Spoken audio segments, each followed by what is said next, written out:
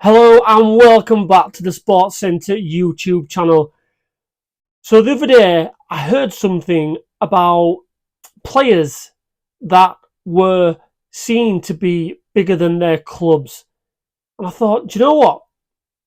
It's a good debate this actually, because I've got a couple, so being a Liverpool fan, that I can spring off the top of the dome straight away. One of them's Luis Suarez. So we nearly won the title in 2014, something like that. Brendan Rodgers, obviously the Gerrard slip, all that kind of shit. Luis Suarez was better than Liverpool at the time. He got his move from Ajax, came to Liverpool. He was unbelievable. He was probably, arguably, one of the best players in the world at that time. He was phenomenal. The stuff that guy could do with a football, absolute genius. He's one of them. And the other one, Steven Gerrard. Now, Mr. Liverpool, Mr. Fantastic, Captain Fantastic, all that. He dragged us through so many games. Unbelievable player. No doubt his ability. He was world class. And he was levels. I'm not even talking like little bits. He was light years ahead of probably 90% of the players that he played with. I reckon you're talking Xavi Alonso, Luis Suarez, who I've just mentioned, Javier Mascherano. These are only a few players that Gerrard played with that I'd say was on the same level as him. The guy was, Fernando Torres is one in his prime. But ultimately, Steven Gerrard was bigger than the club. There's no doubt about that. And I won't hear anyone, and I don't even think you'll have any argument from any Liverpool fans, if I'm honest.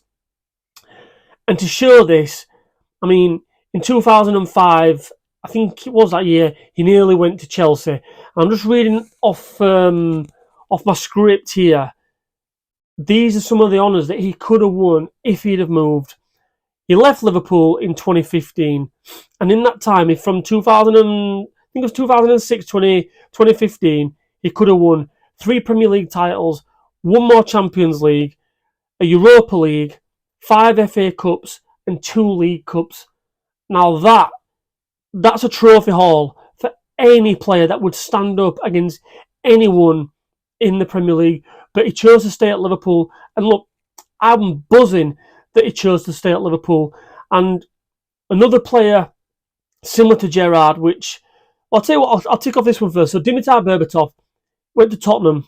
Guy was super silky, quality player. You know, he had no pace, but his understanding, his technical ability on the football, he used to glide across the pitch. His touch was phenomenal. He made football look easy. He played football. One of the few players that I've ever seen where he plays football at his pace and everyone else around him has to adapt. He was brilliant. You know, there's not a lot of players. Eric Cantona was a similar player to like that.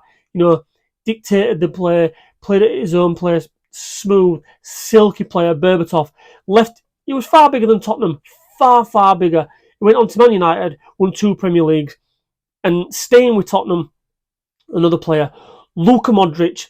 Now, at the time of seeing Modric play week in, week out in the Premier League, I didn't appreciate until I got a little bit older how good this guy was.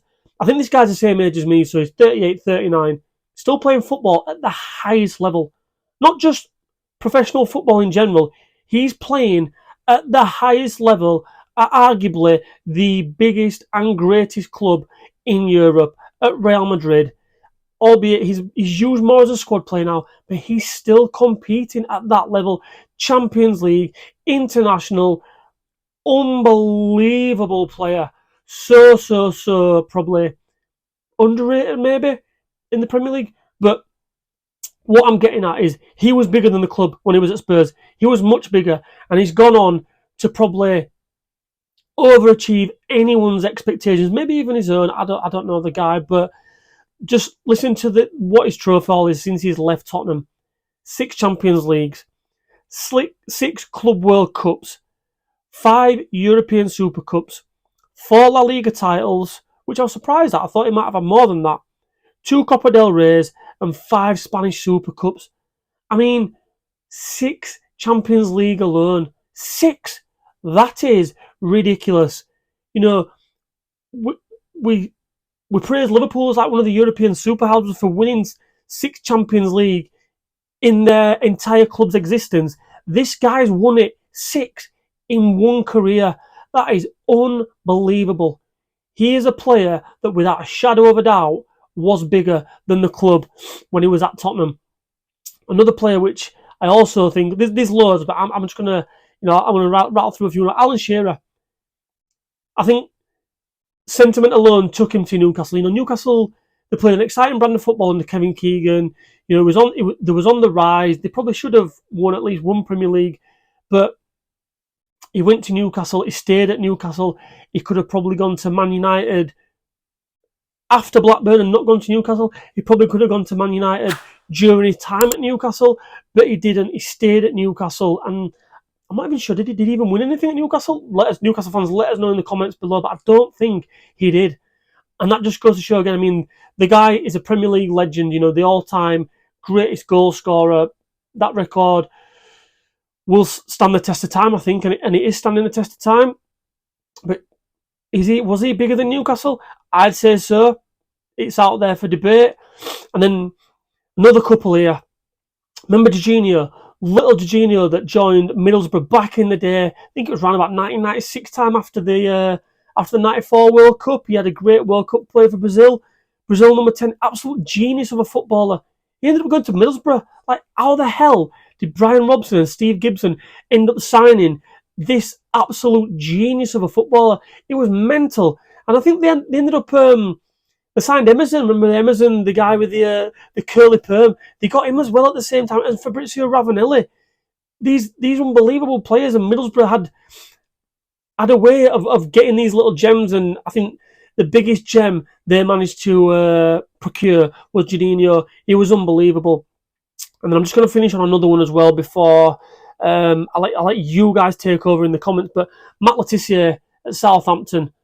This guy was unbelievable footballer. His technique on the ball, similar to Berbatov, he was never blessed with pace, but the skill, the technique, the touch, the guy could finish from pretty much anywhere on a football field.